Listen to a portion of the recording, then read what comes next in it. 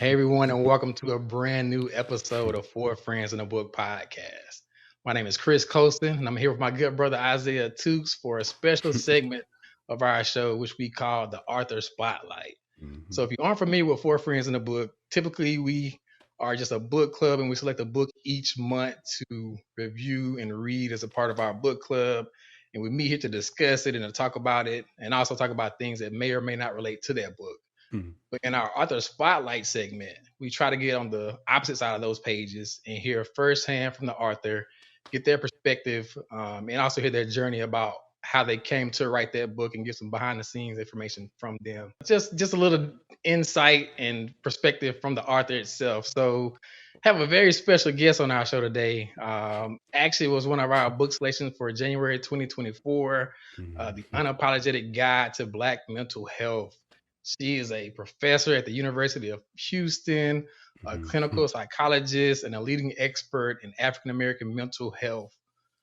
She's appeared on Good Morning America, The Breakfast Club, NPR, and various news outlets. We are talking about none other than Dr. Rheeda Walker is here on Four Friends in a Book. Dr. Walker, hello and welcome. Hello, hello. Thank you. It's good to be here with you all. Thank you so much, Dr. Walker. We first want to start off with thank you so much for coming on the podcast. Could you start by sharing your inspiration behind writing the Unapologetic Guide to Black Mental Health, and why is it relevant now? Well, I'm just always confident that if when you know better, you do better, right? Like that's what my That's true. daddy always said. When you know better, you do better. That's true. And I've been doing this work for more than 20 years. Hmm. And I was starting to see more and more mental health crisis in Hmm. our community. And my thinking was, at least if people know that this is happening, then we can do some things differently, right? Yes. But then I worked with a writing coach, and she was like, "But you got to tell people what to do." Hmm. Now, at heart, I'm a researcher. So you never Hmm. find all the answers. You just find more and more to research. But That's true. in her telling me that I had to direct people what to do, I then had to put on my clinical psychology hat, which is kind Hmm. of different from my researcher hat. So even though I earned my PhD in clinical psychology, I'm licensed to practice. My practice is supervising doctoral students who are working on Hmm. their degrees. Hmm. So I have that knowledge and insight, but I don't see people day to day and provide clinical care. Okay. But what I do as a researcher is try to understand, what are the sources of the issues? What all is going on? So I actually got to do something that was perfect for me, which was to put on both of my hats at the same Okay. time, to both Hmm. educate as far as what's going on, and then to also try to provide some solutions and some strategies. Perfect. Perfect. That's good. So, just a little background, even going back a little further than that. Hmm. As a child, I mean, how did you decide to go in psychology? Were you an avid reader as a child? Like, what was the spark for even getting into the mental health arena and also writing the book itself? Yeah, well, I absolutely love to read. Hmm. And I think it's wonderful, that you all come together as friends to be able to talk about what you're reading, because then you get to dig a little deeper and everybody Hmm. has a different perspective, right? Yes. So that's wonderful. But Mhm. then also I do also like to talk. And I used to get in trouble in school for talking too much. It was a regular comment on my Mhm. report card. Yeah, I'm like, I mean, what else you supposed to do? You have so That's many things that's in true. you. You have to get it. You have to get it out. That's true. But I will say that, like a lot of people, and I have learned this over the years, more recently in having grad students who are Mhm, second generation students whose parents maybe didn't go to mhm, college, who basically tell you what you're going to do. mhm. And so my mother specifically said, "You will be a lawyer or you will be a doctor. Choose one." And I wasn't that much of a hard-headed child, so I chose the law because I like to talk. Mhm. And then when I went to undergrad, I realized that, yeah, the people that I got to shadow, I had an opportunity, as an undergrad at University of Georgia to shadow attorneys, and Mhm, something about it, even though I was 19 at the time, I was just like, "I don't think that's my vibe." And mhm, so I had to go back to the beginning and say, "Okay, what textbooks have I just, like, enjoyed?" And like a lot of people, it was psychology. mhm. And like a lot of people back then, I was told you can't do anything with a bachelor's degree in psychology. So I thought, "Okay, I'll get one of those PhD things." I had no idea what that meant. But I thought, "I'll do one of those PhD things, and then my mom will still get her doctor." Mhm. So that's how that all worked out in the end. Yeah, the best of both worlds, and it The sounds best. good. I love Yeah. it. Well, your book encourages like individuals like me and other people just to give like their mental health ratings on a scale from 1 to 10. And what prompted you to like introduce those self-assessments tools, and how can those simple practices empower individuals just to take control of their well-being? Yeah, and that's the perfect language, is taking control, because too often I think Mm-hmm. we leave our well-being to chance. That's We true. hope that the circumstances around us will Mm-hmm. somehow shift. And that's not the answer. That's true. It's just not. Like, what if the circumstances around us never change? Mm-hmm. What if the racism and discrimination changes form so that we Mm-hmm. don't recognize it, That's true. and then we end up like the frog in the pot, like just cooked, Mm-hmm. because we don't see the circumstances that are affecting us. And so, yeah, for me, it was, and again, using the clinical hat, like, how Mm-hmm. do I simplify this? To be sure, and I don't know if you all be fascinated to know this, I didn't want to put mental health in the title of the book, Mm-hmm. because in Oh my wow. mind, Mm-hmm. nobody in my community was looking for a mental health book. Mm-hmm. That's where psychological fortitude came about. That is, let's give a rating of your capacity. Incidentally, I never defined it in the book. I defined it in the new workbook. I kind of Mm-hmm. dance around what it is Mm-hmm. in the book, and I'm like, this will lower it. This will increase your psychological fortitude. But I never defined it actually in the book. I don't know how I got away with that. Mm-hmm. But in my mind, I always have to meet people where they are. As a That's true. clinician, you can't Mm-hmm. just say to your client, okay, I know you're over there struggling, but why don't you come over here and do all these new things so that you can be Mm-hmm. better? It doesn't work that way. You Mm-hmm. have to be able to speak the language of the person who's struggling. So I was like, look, let's make this simple. Just give me a rating. And we'll start at 0. We can start at 0 means you Mm-hmm. have nothing in the tank, nothing. Mm-hmm. And Mm-hmm. 10 is essentially you're cooking with grease. Mm-hmm. But what is your capacity to be able to take care of the things that are important to you? Going to work and remembering your responsibilities at your job, Mm-hmm. going to school for those who are in class, taking care of family, taking care of your health, taking care of your life purpose, because we all have a life purpose, but we lose track of it because we're so overwhelmed with all these Mm-hmm. other things. And so if you know that your rating is like a 8 or higher, yeah, high five, you're good. Mm-hmm. Mm-hmm. But if you're, looking at about a 6 on most days for weeks or months, you've got to just do something different. Mm-hmm. And that's where we have to start, because I think a lot of people are struggling and we just push through because that's how we socialize. You just keep it, Mm-hmm. just keep Push pushing. through. Ain't Mm-hmm. nobody got time to be depressed. And so when we acknowledge that, then we're able to flip the script and do something different. That is so Yeah, true. that's good. Yeah, I think one of the things that we kind of, as we reviewed your book, just the word practical just kept coming up. I mean, how practical Kept your coming up. information was, even in just navigating, like you said, mental health. And I think we've kind of seen it evolve a little bit. I think the pandemic years definitely brought a lot of mental awareness and kind of self awareness to the forefront. And I think it made people kind of sit down and reflect a little more. So I think it appears to be a topic that is talked about a lot more frequently now, and it's not as, excuse me, it's not as taboo as it once was. What do you think the future of like mental health, particularly with Black mental health, is? Do you see it evolving, it changing, getting better? Is it kind of still the same? Like, what are your thoughts about, or even concerns about just the Black community as a whole in regards to mental health? I do see, like you said, there being more conversation. Mm-hmm. People are more willing to skirt around the edges a little bit comfortably. Mm-hmm. I do see that, but it's still moving at a much slower pace. And Mm-hmm. what I saw happen during the pandemic, y'all, the pandemic just blew the lid off a mental health crisis, Mm-hmm. because people didn't have the easy exit strategies. Well, let's all just go to happy hour. Let's Mm-hmm. all distract ourselves from our mental well-being. Like, everybody was at the house looking at themselves, Mm-hmm. being annoyed with the people in the house, and you couldn't get away from it.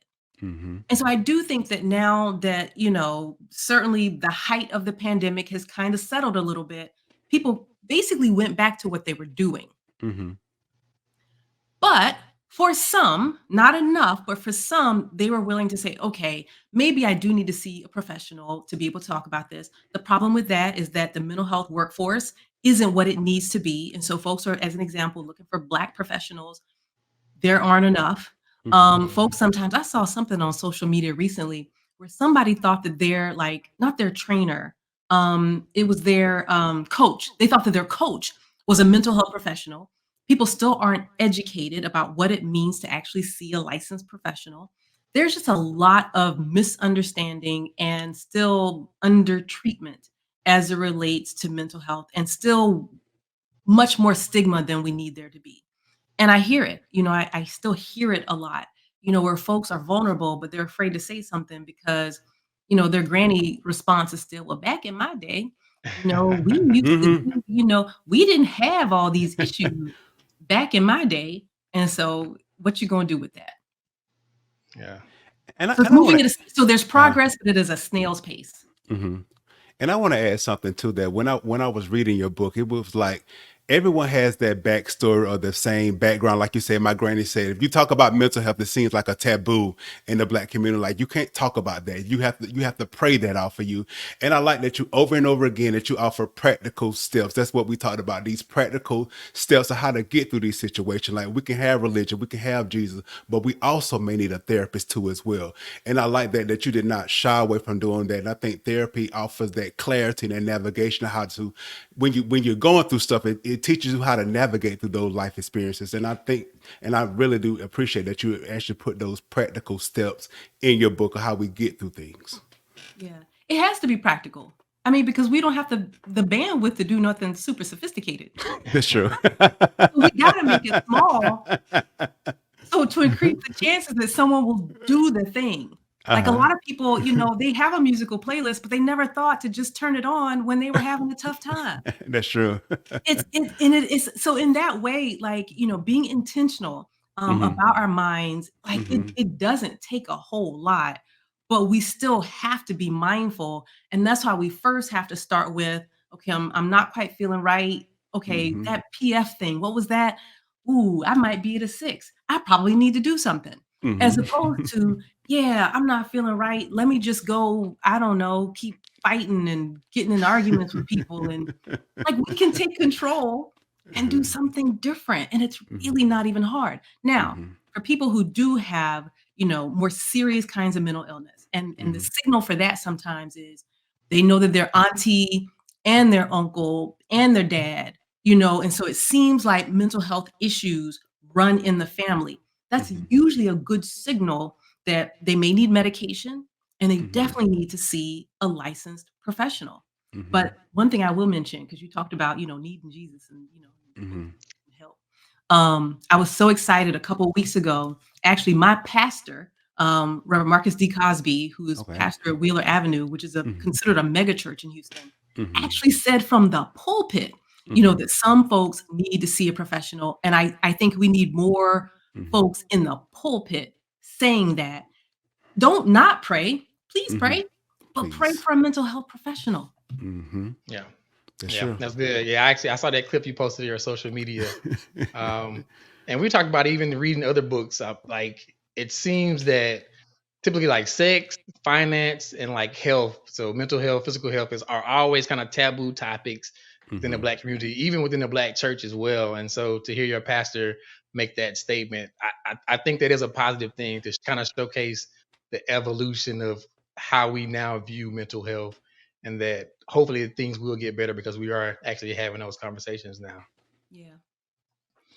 So yeah, guys, if you haven't already, definitely go pick up Please this pick it up. book, The Hmm. Unapologetic Guide to Black Mental Health by Dr. Rheeda Walker. Like I said, we reviewed this book for our January book selection. A great pick, a great read for us. And again, the word was just practical. Dr. Walker, quick question for you. So, do you have any advice or words of wisdom or encouragement for aspiring authors or writers? Like, I know this is your first book. This may have been a journey for you. So, any words of wisdom or advice you want to pass on to someone that may be contemplating or thinking about writing their own book as well? I would say at minimum have an accountability partner. Mhm. I had a writing coach because, a lot of us are pulled in so many different directions. The idea of writing a book is understandably overwhelming. It was for me. And I had a writing coach that every 2 weeks I was sending her a new chapter of the book. And then Mhm. she would edit and send it back to me. And I guarantee if I didn't have that in place, this book would still be an idea on my desktop. Um, and since then, the workbook came out last November, Okay. the Unapologetic workbook, and then also I do have a new book that will be out this May, Mhm. Okay. and it's geared towards therapists. Okay. And that book is I can say the name of it off the top of my head. That book is No Racial Elephants in the Therapy Room. Mhm. So it's written for non-Black therapists, basically to gather those folks together so that Mhm. they'll be able to provide the kind of care that we need in the community. The therapists need therapy. That's true. That is so true. And to not cry and to not be uncomfortable talking Uh-huh. about race, because that's Okay. one of the reasons why, we just rather see someone understandably who looks like us. Mhm. Because if you're already in pain, if you're dealing with discrimination on the Mhm. job, the Mhm. last thing you need is to have to convince your therapist that it's not in your head. That's the last thing that you need. And we understand how racism can show up in subtle ways, but other folks may sometimes say things like, well, maybe they didn't mean it like that. And I get it, but it's not helpful, and it can't Mhm. happen in Mhm. session. Those kinds of comments can't happen in session. I love it. I love it. Dr. Walker, we just thank you so much here at Four Friends in a Book for coming on the podcast. How can the viewers find you? As well as I know you did talk about your new book that's actually coming out soon. How can they find the old book, not your old book, well, the Unapologetic Guide to Black Mental Health, as well as your new book? How can they, support you, get those books? Because we need those books in our community. Probably the most comprehensive way to reach all the things is drrheedawalker.com. Hmm. And Rita, for folks who don't know, is spelled because my family's from the South. Rita is spelled Rheed Hmm. as in diamond A. So drrheedawalker.com. All of my social media is there. I'm Instagram, all the places, YouTube. Hmm. And then also there are links related to all of the two first books, but the third book is actually available for professionals as a pre-order already Okay. on Amazon. Okay. Thank you so much. Okay, good, good. Again, Dr. Walker, we appreciate you coming on. Just coming out and talking to these Georgia boys. We heard you a Georgia native that had traded in and moved to the Lone Star State. But again, we just appreciate you coming here on Four Friends in a And Book. And as always, Absolutely. guys, let's continue to read, let's learn, let's grow, and let's have a mhm. discussion right here on Four Friends in a Book. Thank you. Thank you, guys.